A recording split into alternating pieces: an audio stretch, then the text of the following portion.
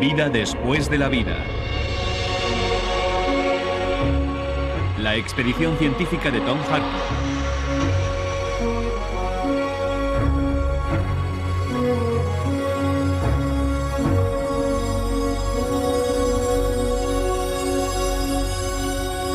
La reencarnación.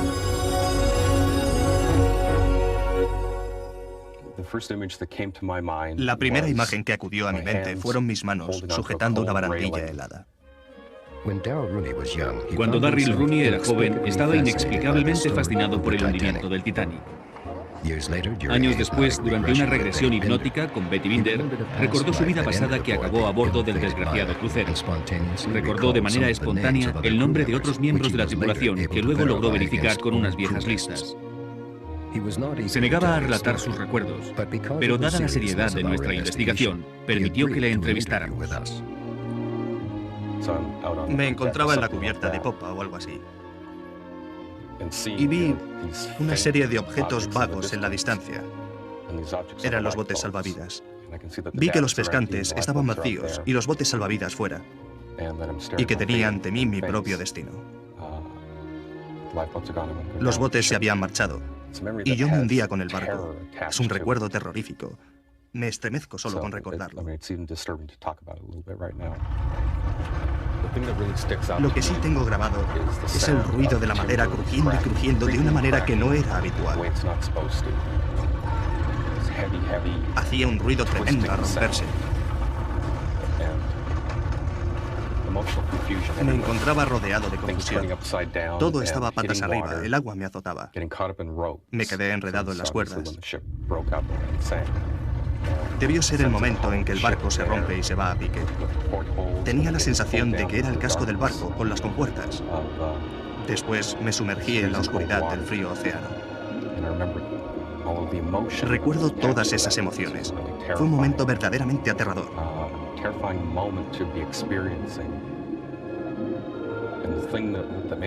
Lo más intenso de todo es que me estaba moviendo cuando, de repente, todas las emociones se esfumaron.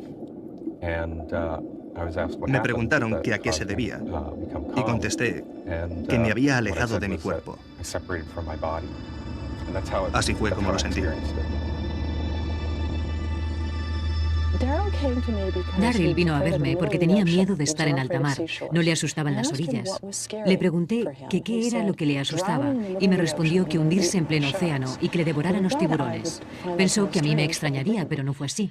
Se alegró mucho al ver que aceptaba naturalmente sus miedos.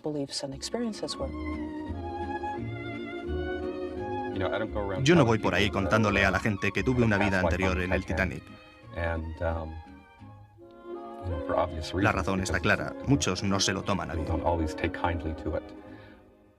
No quiero hablarles tanto de la experiencia como de la historia en su conjunto.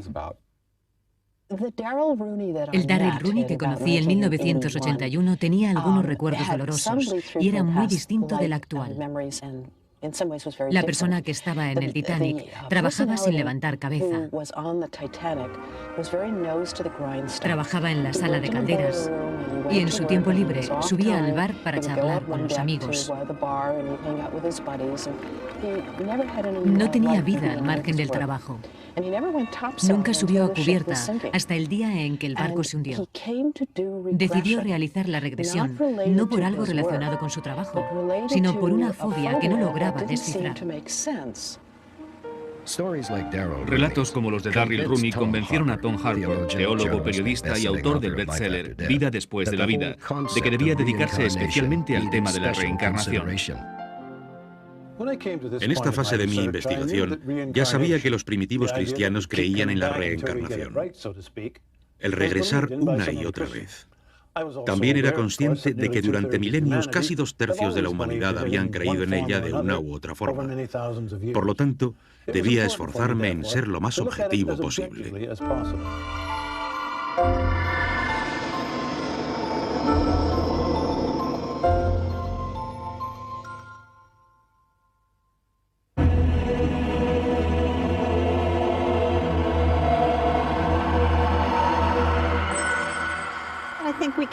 Volvemos una y otra vez para aprender nuevas enseñanzas. La vida es nuestro paso por una escuela, el sufrimiento número 103. En la Tierra hay demasiadas personas para que todas vayan al cielo. El cielo estaría abarrotado. Por eso creo que las personas se reencarnan. Mi alma abandona mi cuerpo porque ya no puede aguantar más en las tinieblas.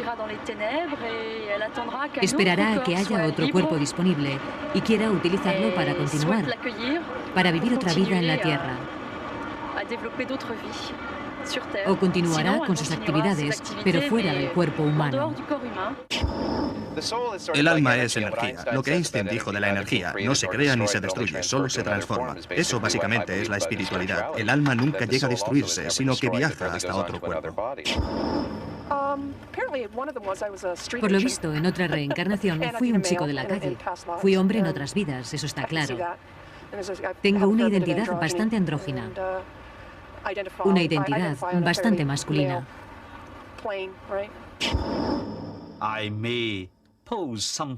Voy a plantear algo que puede llegar a inquietar a los creyentes o a los que piensan que solo existe una única vida. La reencarnación es por ahora la única respuesta racional que podemos dar a las injusticias y desigualdades de la vida. ¿Por qué uno nace ciego? ¿Por qué algunos nacen discapacitados? Mozart nació siendo un genio. A la edad de 4 años compuso su primera gran pieza musical. ¿Cómo se explica eso? Si existe un Dios que cree en la justicia y que nos creó a todos, ¿por qué iba a crear a unos mejor y a otros peor?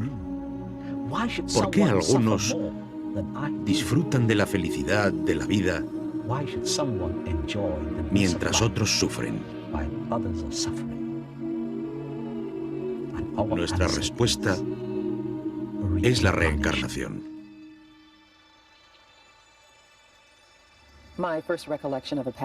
Mi primer recuerdo de una vida pasada fue a través de una mediadora. Pasé con ella varias sesiones y luego, una vez aceptada la idea de que los recuerdos podían revivirse, empecé a tener los míos propios de manera espontánea. El más importante para mí fue mi vida en Europa. Recuerdo que era una mujer bastante joven, vestida de una manera muy tosca, con un traje de percal. Había 3 o 4 niños. Les preparaba una comida que consistía en verduras hervidas. No aparecía mi marido. Y mi siguiente recuerdo es que se había ido a la guerra y que ya no volvería. Me había quedado sola. Esa información encaja con el sentimiento de abandono que he padecido toda mi vida. Denise Lampron nos cuenta cómo en una vida fue una pobre campesina europea que vivía en la Edad Media. En otra, se encarnó en un guerrero indígena. En mi encarnación indígena, yo era un hombre, un guerrero. El tema es recurrente, aunque varíe la experiencia. En aquella vida perdí a mi esposa. ¿Lo ves? Siempre el mismo tema. Y fui apartado de la tribu debido a mis creencias, otro de mis temas recurrentes. Mis ideas siempre me han segregado de la sociedad. Aquella vez era evidente que estaba dispuesta a sufrir por lo que pensaba, a sacrificarme por mis creencias. Es evidente que cree en ello. Pero ¿y nosotros? Para los cristianos, la idea de que podemos cambiar, mejorar al pasar de una vida a otra, contradice algunas creencias fundamentales como la importancia de una única vida en este mundo, la resurrección del alma, el juicio final y hasta la existencia del cielo.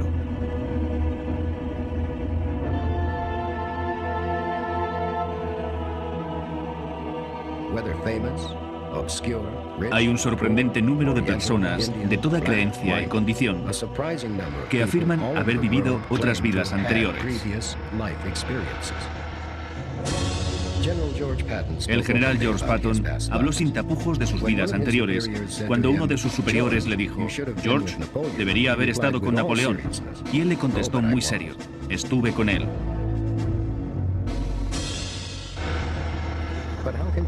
¿Cómo asegurarnos de que hemos vivido anteriormente?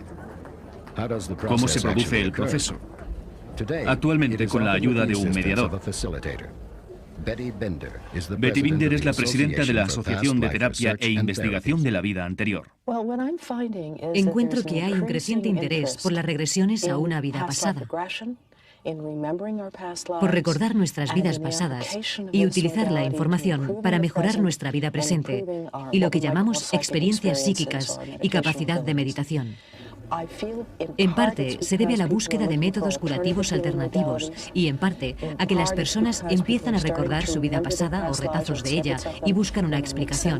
También se debe a que existe una tremenda curiosidad al respecto.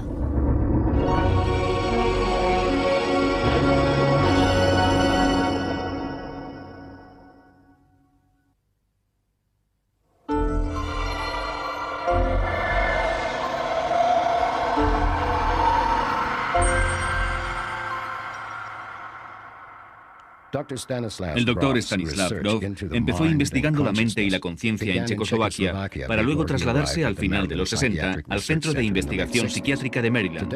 Hoy ejerce en California. Cualquiera que investigue los estados de alteración mental con un espíritu abierto descubrirá experiencias potentes en una vida anterior.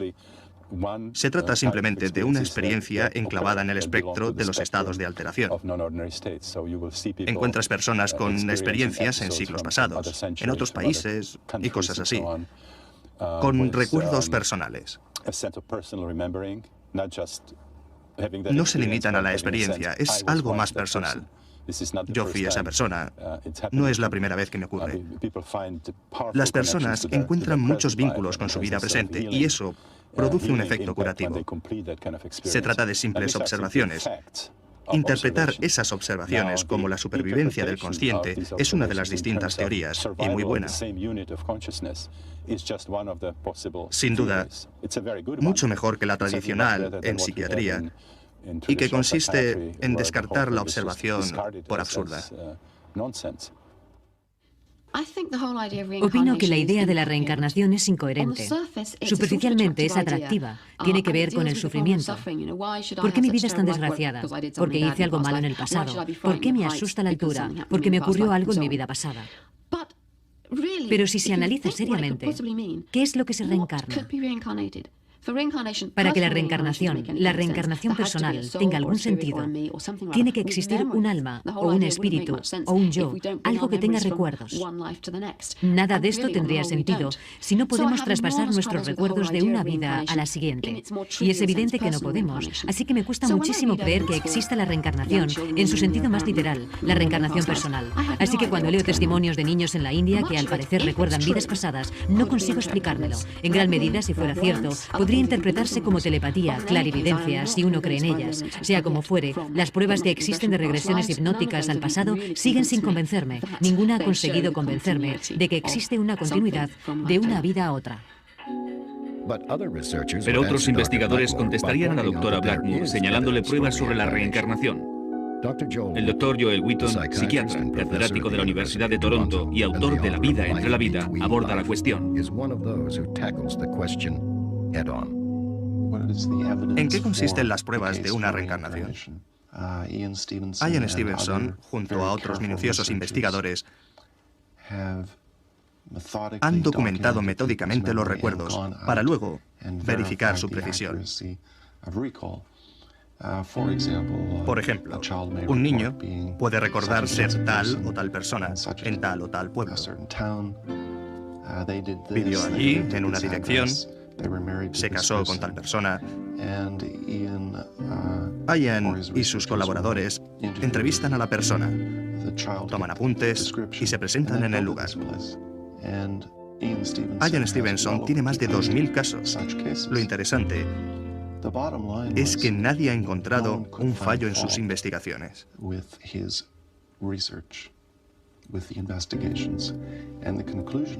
La conclusión es que O se acepta la hipótesis, la idea de la reencarnación, o estás obligado a aceptar la hipótesis de la supertelepatía. En Occidente, ambas hipótesis son igualmente incomprensibles y poco plausibles, pero las pruebas están ahí.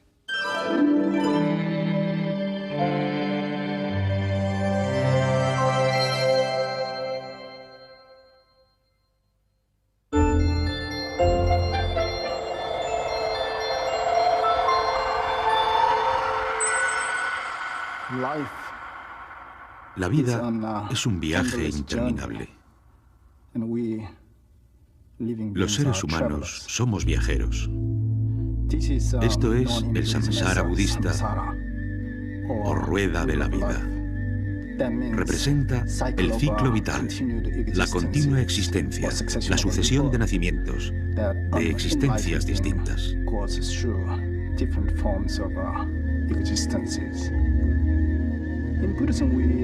Los budistas vemos la vida y la muerte en fases sucesivas.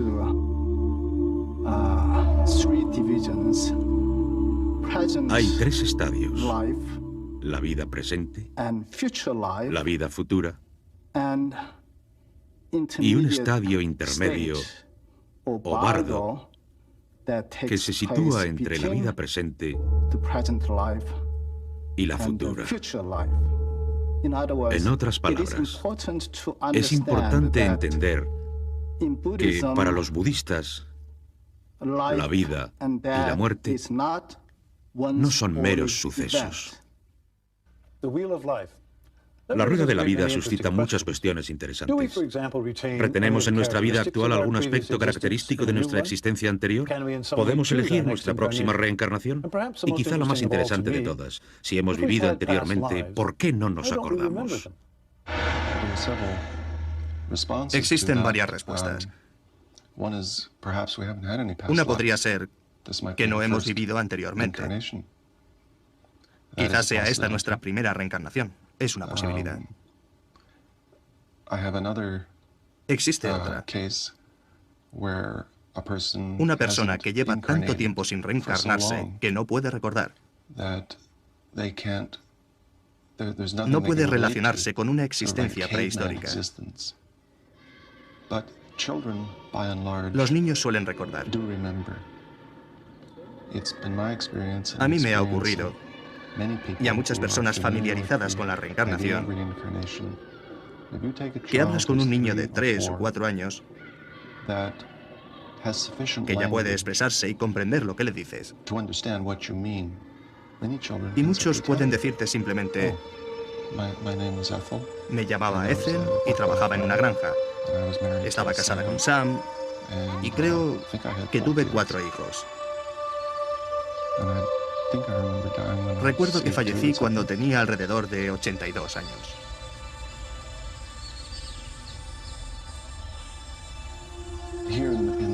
En Occidente, parece ser que cuando un niño empieza a ir al colegio, esos recuerdos se reprimen o desaparecen del consciente. Y luego de adulto, con 20 o 30 años, hay que esforzarse por intentar recordar. Somos más que nuestros meros cuerpos. Yo estoy convencido de que soy algo más que lo que se ve. Después de haber estudiado y de tener mis experiencias, estoy convencido de que hay algo. Tenemos acceso a otras conciencias aparte de la propia. Es demasiado tiempo para un único punto de vista, lo que explica que exista la reencarnación. La reencarnación es un tema muy amplio, complicado y difícil de resumir. Para serles sincero, las pruebas me intrigan, pero siguen sin convencerme. Sin embargo, las cuestiones que plantea Dale Carnahan resaltan lo más atractivo de la reencarnación. ¿Por qué hay quien nace con enormes limitaciones físicas? ¿Por qué algunos sufren más que otros? ¿Cómo resolvemos las enormes desigualdades entre las personas? La reencarnación es sin duda una respuesta.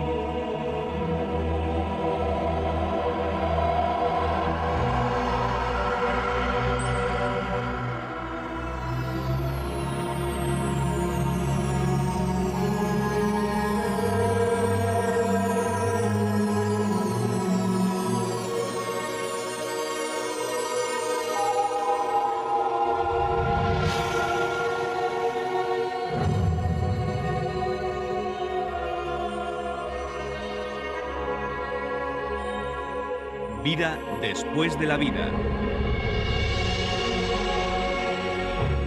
La expedición científica de Tom Harpur.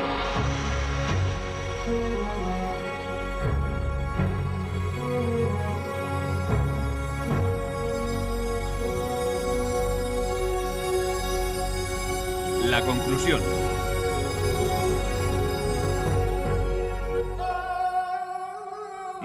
Cuentan que un amigo del profeta Salomón se encontró con el ángel de la muerte un día que paseaba por las calles de Jerusalén.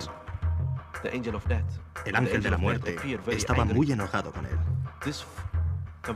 Entonces se presentó ante el profeta Salomón y enseguida le solicitó ser trasladado a un lugar más seguro. Así que el profeta le envió a la India. Al cabo de un tiempo, Salomón se encuentra con el ángel de la muerte y le pregunta: ¿por qué asustaste a mi buen amigo? El ángel de la muerte responde: no le asusté, pero al verle me sorprendí, porque en mi libro está escrito que debía llevármele en la India. No entendía qué hacía en Jerusalén. Lo que demuestra que estés donde estés, la muerte te sorprenderá. Nadie puede escapar a la muerte cuando le llega el momento. Tras acumular una increíble cantidad de pruebas para su libro Vida después de la vida, el periodista, teólogo y escritor Tom Harpur sacó algunas conclusiones. Hemos llegado al último episodio de la serie, y a pesar de tanta investigación, solo podemos afirmar una cosa con total seguridad. Nadie logra salir de aquí con vida. Es la verdad que siempre ha sabido la humanidad. No le tengo miedo a la muerte, pero prefiero no estar presente cuando llegue. Woody Allen. En la era científica actual, muchas personas no se satisfacen con viejas verdades o sutiles engaños. Queremos más. Queremos conocer el destino, entenderlo, llegar a nuestra cita con la muerte teniendo cierta idea de a qué atenerlo. Y en ciertos casos, incluso negarla y frustrarla.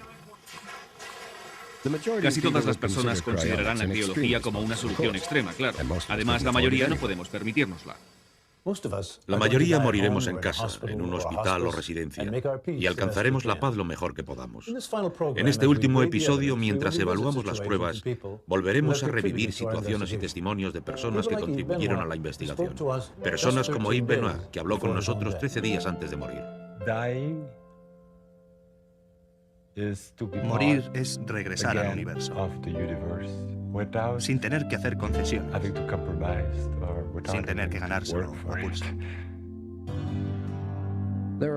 Hay otros que han observado el fenómeno de la muerte desde cerca para intentar descubrir qué nos ocurre al morir, si de verdad vamos a algún lugar, o si morir significa simplemente, como decía Shakespeare, yacer en frío encierro y pudrirte.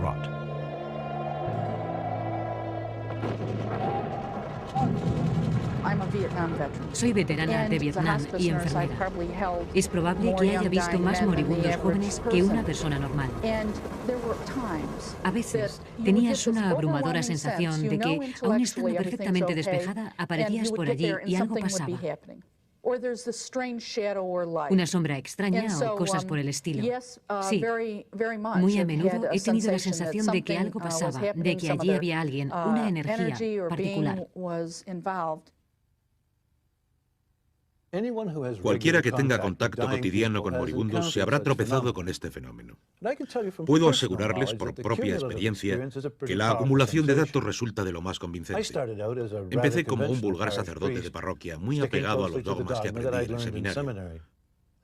Por obligación, traté regularmente con los moribundos de mi parroquia y empecé a percibir ciertas cosas que antes jamás había imaginado. A menudo tenía la impresión de que en el cuarto había otra presencia. A veces, en los momentos previos a la muerte, la persona lograba salir del coma o sopor para reconocer que había visto a algún pariente que se acercaba. Recuerdo que una persona exclamó: "Es glorioso, glorioso". Así que es evidente que algo ocurre.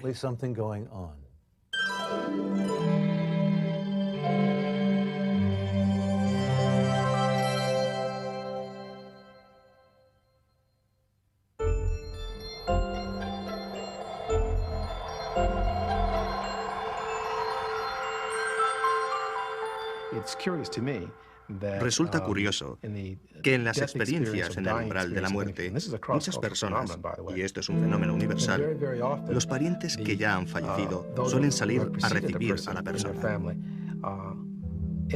Hay un momento de expansión de la conciencia, de claridad, de lucidez. Es un fenómeno universal. No lo causa la bioquímica, no es una alucinación. Es la psique que se prepara para efectuar la transición. Para efectuar la transición. Esa es la clave del asunto. ¿Acaso la muerte es la transición y no el fin? Aquellos que murieron no pueden contarnos nada, pero los que estuvieron en el umbral de la muerte sí. Hay miles de personas normales que tuvieron experiencias en el umbral de la muerte. Su testimonio sobre lo sucedido en el momento de la muerte resulta de crucial importancia. Hay una abrumadora cantidad de personas con experiencias similares. ¿Recuerdan las estadísticas al respecto? 8 millones de americanos afirman haber tenido una experiencia en el umbral de la muerte. B.M.H. Atwater, autor de Regreso a la vida. No podemos ignorar la enorme cantidad de historias procedentes de todas partes del planeta. Son pruebas, pura y simplemente. Como hemos visto, no solo el mundo ha cambiado su manera de pensar, también la ciencia, el baluarte de la terquedad racionalista, ha empezado a distanciarse de la concepción mecanicista del universo resumida en un «yo quiero pruebas», que durante tanto tiempo perduró. Algunos científicos han empezado a examinar la experiencia en el umbral de la muerte preguntándose ¿son meras alucinaciones o la interrupción de un viaje a algún lugar? La física admite su posibilidad y proporciona un marco que sería plausible. Podría haber más dimensiones que las clásicas 3. La relatividad tiene 4 dimensiones espaciotemporales. En nuestro afán por encontrar teorías de campo unificadas, hemos descubierto que el espacio podría tener dimensiones adicionales y que seremos incapaces de entender otras fuerzas, como la electromagnética, si no añadimos una quinta dimensión. Lo que implica que la realidad podría ser mucho más compleja de lo que habíamos imaginado. Lo que vemos a nivel cotidiano no es más que un pálido reflejo de una realidad mucho más amplia. Cuando empecé a interesarme por los estados sobrenaturales, a observar experiencias místicas y a tenerlas yo personalmente, lo primero que pensé es que de alguna manera aquello se originaba en el cerebro.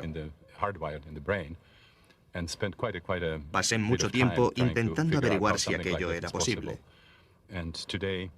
Hoy día he llegado a la conclusión de que no se origina en el cerebro. Lo mismo pensó Aldous Huxley después de tener algunas experiencias psicodélicas muy poderosas que intentó relacionar con el cerebro. Llegó a la conclusión de que quizá el cerebro funcione como una especie de válvula reductora que intenta protegernos de una excesiva información cósmica. Una válvula reductora o un filtro que nos proteja de una excesiva información cósmica. ¿Qué significa en relación con el universo y con la posibilidad de vida después de la muerte?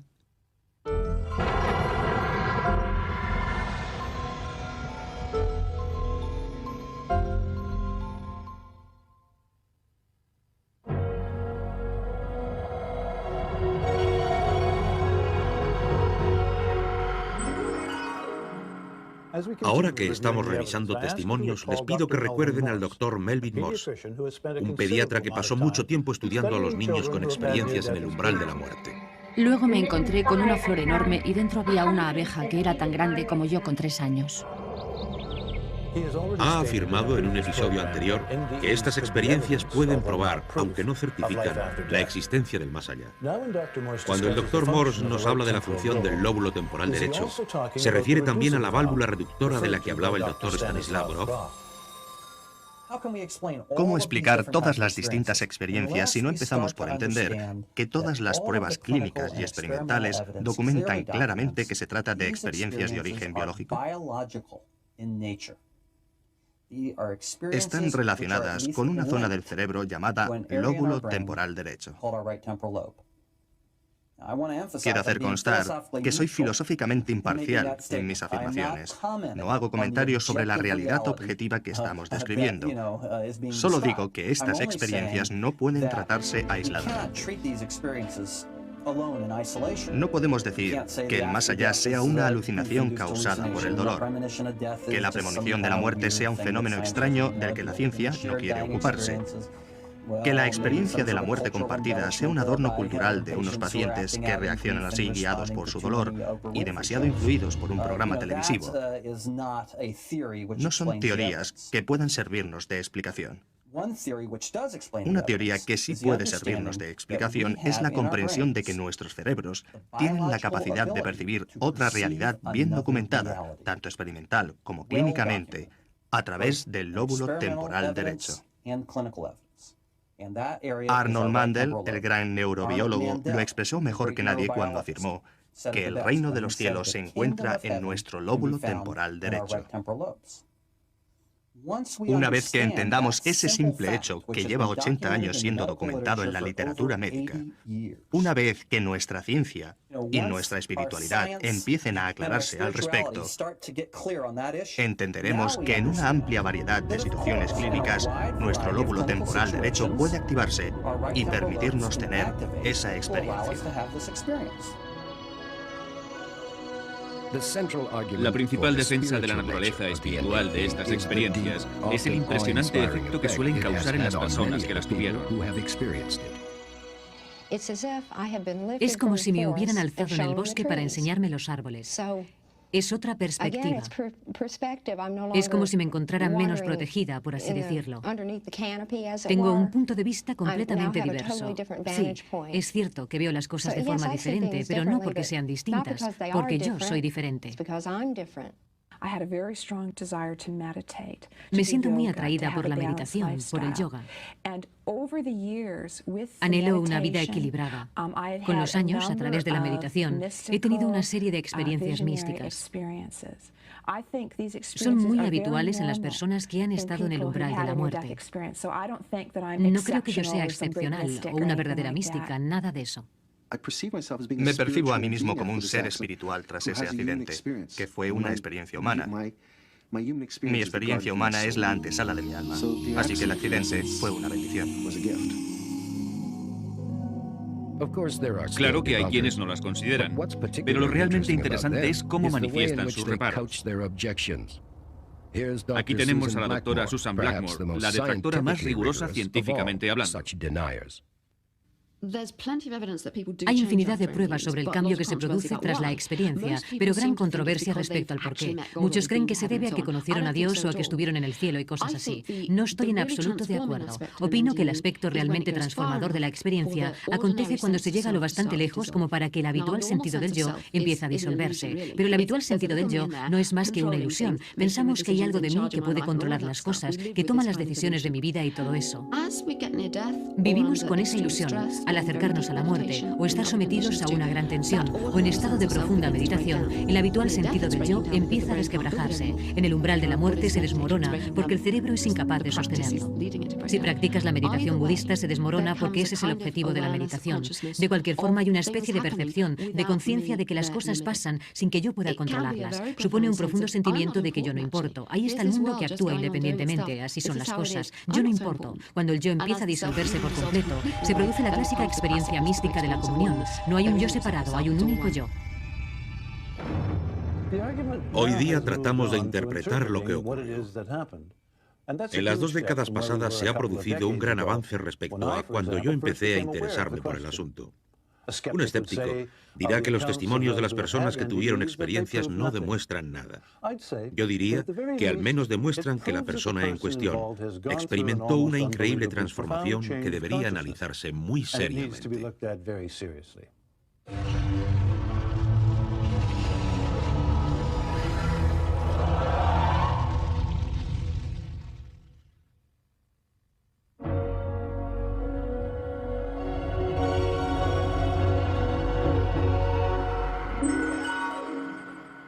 En esta serie hemos pretendido mostrarles que hay otros caminos de investigación además del testimonio personal. Al menos hemos analizado el enfoque psicoanalítico que abre nuevas vías sobre la posibilidad de otra vida después de la muerte. Jung dijo que el inconsciente creía en una vida después de la muerte. Él y sus seguidores registraron y analizaron miles y miles de sueños. En los sueños de las personas que estaban en el umbral de la muerte encontraron una afluencia de imágenes místicas arquetípicas asociadas con la muerte inminente, una cortina que cae, una vela que se extingue y cosas así. Imágenes clásicas en todas partes del mundo, a veces de naturaleza religiosa, lo que no es sorprendente. Después de todo, soñamos con imágenes reconocibles. Pero ahí está la clave del asunto. Según Jung, las imágenes también eran una demostración de que el inconsciente creía que la vida, de alguna manera, continuaba tras la muerte de la persona. Cory Bellard murió de leucemia con 9 años. La asistente social con quien habló antes de morir recuerda algunos de sus extraordinarios sueños. En sus sueños atravesaba un arco iris y llegaba a un lugar agradable y encantador que llamó Tierra del Verano. Allí había un castillo de cristal y estaban otros niños que había conocido durante su tratamiento contra el cáncer. Le encantaba ir a la Tierra del Verano y cada vez pasaban más y más tiempo en esos sueños, hasta que percibió que su familia estaba preparada emocionalmente para aceptar su decisión de marcharse definitivamente. Con gran determinación se lo anunció a los médicos. Dijo: estoy listo para morir, no quiero pasar por más tratamientos. Ellos aceptaron, le mandaron a casa y murió en brazos de su mamá el Día de la Madre.